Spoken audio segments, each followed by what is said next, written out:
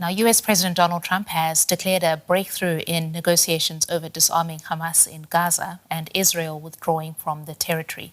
Hamas has confirmed it's willing to lay down its weapons, but demands Israel leave Gaza first. Israel has not commented. Now, many hurdles remain, including complex conditions and long timelines. Nearly 9 months after a ceasefire was declared in Gaza, signs of progress towards ending the devastating war between Hamas and Israel. US President Donald Trump announced the latest developments on his Truth Social platform, saying his Board of Peace had reached an agreement for the complete disarmament of Hamas, followed by the withdrawal of Israeli forces. These are Hamas militants back in February of 2025. Israeli attacks have reduced their number significantly. Their last known attempt to fire a rocket was in January. Now Hamas officials say they have agreed to hand over their weapons to a new technocratic governing committee, but only if Israel ends its hostilities and leaves Gaza. Israel now controls around 60% of Gaza and has refused to withdraw from beyond the so-called Yellow Line until Hamas has been completely disarmed. Prime Minister Benjamin Netanyahu in May ordered his forces to expand their control, and his defense minister has pledged to build Jewish settlements in the territory.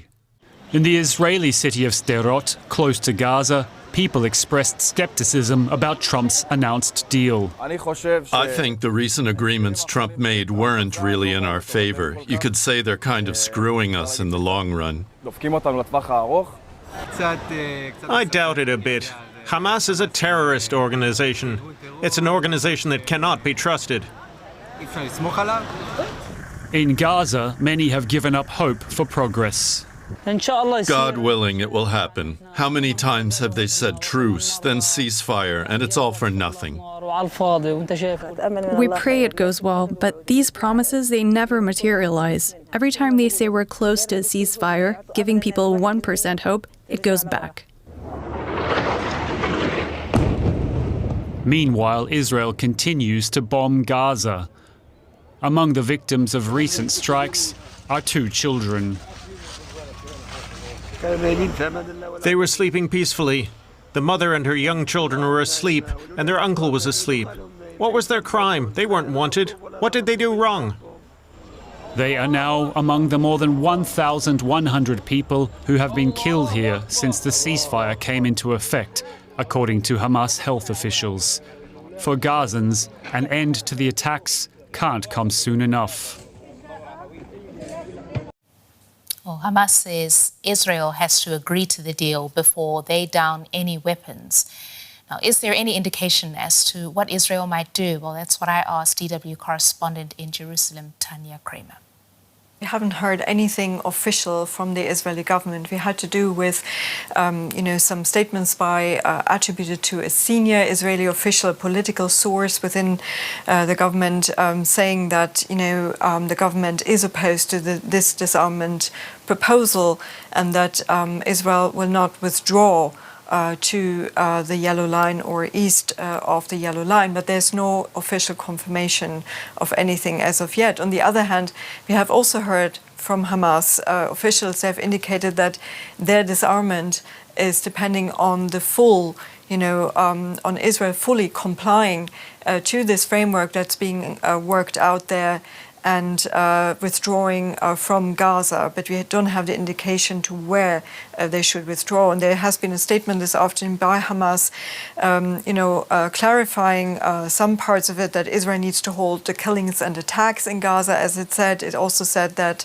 the inclusion of heavy weapons in the decommissioning framework would have to see the withdrawal from the Gaza Strip, and would have also to see the early entry of the Palestinian National Committee for the Administration of Gaza. This is this technocratic committee that has still not been allowed into Gaza. So what we have to understand here is what has been hailed as a historic breakthrough by the US president is basically seen more as a roadmap, and that some of the practical steps have now to be worked out. There's even a time frame given of 14 days that could be extended. But overall, it's seen that this will take a long time, and also given the track record of previous agreement, it is all but not certain, whether this agreement or framework will actually be implemented.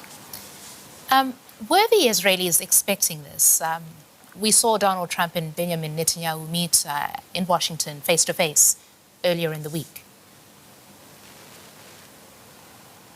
Well, I think we could assume that the Israeli government was aware of this. We don't know much what has been talked. There was a meeting between the two leaders behind closed doors. But what I can tell you is in Israel, there's deep skepticism about whether Hamas is actually willing to lay down its arms. And we're talking here mainly also about all the arms. Also, there's a question about where those arms should go. And we've been hearing from Hamas officials that those arms should be given to this new Palestinian administration, whereas we've heard previously that Israel would like to see them being, given to Israel. Now, in Israel, you have to understand this also seen through basically the lens at the moment of the upcoming elections in October. And Prime Minister Benjamin Netanyahu has always vowed to remove Hamas completely from power. So there has been already a lot of criticism leveled at him that he didn't reach this goal. So any agreement with Hamas, and there has been criticism across the political spectrum here in this emerging agreement, he has to navigate this now during this election campaign. All right, that's Tania Krämer in Jerusalem for us. We appreciate that. Thank you, Tania. And joining me now is Ahmed Al-Khatib. He was raised in Gaza and is a leading Palestinian voice advocating a post-war vision for Gaza while arguing that Hamas has failed the Palestinian people. Ahmed is now with the Atlantic Council. Ahmed, it's good to have you back on the program. Let me just start by asking you, do you believe President Trump's claim that Hamas will indeed disarm? And do you believe Hamas when it says it will? Well, good to be back with you. I think President Trump wants to salvage the political capital that he invested in the Gaza ceasefire back in October of 2025 that resulted in the release of hostages, the end of the large kinetic operations. Some would say the end of the major operations of the war. And what we've seen since is the president's attention shifting towards the war with Iran, shifting towards domestic priorities, the situation with the Gulf nations, with Hezbollah and Lebanon. And so we're coming back to Gaza a year later, and the president is very keen on highlighting that the Board of Peace has not been a complete failure, and thus this agreement, this announcement, if you will. I will say that I take issue with the wording that he chose of complete disarmament. Thus far, what has been agreed upon is just the so-called heavy weapons. I think that is both, some will look at that as a first step, others will look at it as a smokescreen. A first step in that Hamas has always spoken about a gradual outcome contingent approach to disarmament. A smokescreen in that Hamas doesn't really possess lots of heavy weapons. It's just a few hundred remaining mortars and rocket launchers and RPGs. It's mainly the tunnels that are under this classification. So we'll see if this is actually something that the president can proceed with. But I think it's important to be cautiously optimistic, optimistic about the prospect, but with a heavy dose of skepticism. You and I spoke about 8 months ago, and then you told me that Hamas wants to give up control of the day-to-day governing in Gaza, but still wants to retain control of who is allowed into the territory. And you said Hamas never intended to disarm at all. Has any of this changed? Well, in my view, I don't believe what is unfolding right now is anything tantamount to an ideological or a political or an ethos shift within Hamas, akin to that of the Palestine Liberation Organization, the PLO, back in the early 90s, when they fundamentally decided to give up armed resistance as a strategy, if you will. Hamas is weakened. Hamas is under severe pressure internally as well as externally. Hamas is facing financial problems. It has no ability to, even though we hear about the recruitment, it has little money to pay these new recruits. It can't smuggle weapons. Its ally Hezbollah is very limited. Iran, the Islamic Republic of Iran, can't really do much. And so it's doing this essentially coerced after 9 months of sustained Israeli attacks that have eliminated quite a few of the group's cadre in Gaza. So all of that is to say that the shift has not been, there hasn't been a shift in what the group set out to do after the ceasefire, but they're now being forced to adjust how they're going to reign but not rule. So now they're actually willing to give up the heavy weapons. They will now have hundreds of days until there's an actual implementation of this deal. My concern is that that will give them ample time to plot and scheme ways in which they can maintain leverage and control over Gaza in the transitional process, even if they give up the day-to-day governance, even if they give up the so-called heavy weapons. Well, let's assume that Hamas does give up these heavy weapons, but maintains control of the tunnels, as you said. The question is still open, then who is going to govern Gaza? So as of now, per the agreement and per the frameworks that have been negotiated for the better part of a year, it's going to be this technocratic committee that was created by the Board of Peace, the NCAG, National Committee for the Administration of Gaza. It's a group of nonpartisan, professional Palestinians who are going to establish the kind of the bare minimum of administrative structures and governance apparatuses that will run basic services, education, security, especially the policing component. And supposedly, they're going to work with an incoming international stabilization force. So that's some will call it a stabilization or a peacekeeping force that'll be made up of some Muslim countries, Arab countries. So you're going to have these two bodies that will gradually move into Gaza. And ostensibly, they're going to be the ones that help monitor the implementation of the disarmament. And that in and of itself is going to be another challenge, is how do you verify? Well, so you have faith then in this plan that was presented originally about this technocratic government, at least a transition phase for Gaza. What about Israel, though? Is it going to trust any verification process that is carried out by a non-Israeli body?